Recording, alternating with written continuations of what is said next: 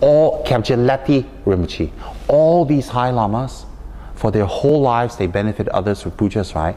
It's exactly what you're learning here. Think about that. So whatever Lati Rinpoche was doing during his life, pujas for other people, whatever Kyabje Rinpoche was doing, whatever Trijang Rinpoche was doing, is exactly what you're doing here. You think about that. So when Trijang Rinpoche was doing this, that's what Genla's teaching you, that's what you're doing. When Trijang Rinpoche was doing this with his Vajra and bell, that's what Genla's doing, and that's what you're learning from him. So exactly the way Trijang Rinpoche is moving, you're moving. I want you guys to have the impact of that in your mind. How fortunate you are. And I want you to ask yourselves, what merit did you collect in your previous lives to sit in front of a Gandhin Sangha to learn authentic pujas to benefit others? What merit did you collect? I want you to think about that for a minute. What did you do? Remember, I always say cause resemble results. Results resemble cause. So you must have done something in your previous lives to collect the merit to be right here.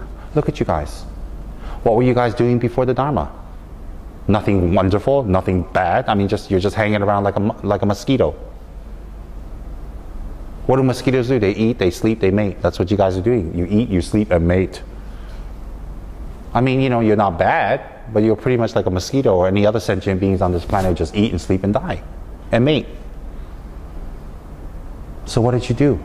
To be here in a beautiful altar with 108 Lama Tsongkhapas, or 200, whatever, I've lost count, in front of Tsongkhapa, with Dharma friends, with the air, in a pleasant atmosphere, with a real monk from Gandhin, learning real pujas stemming from Trijang Rinpoche and Pabongka Rinpoche.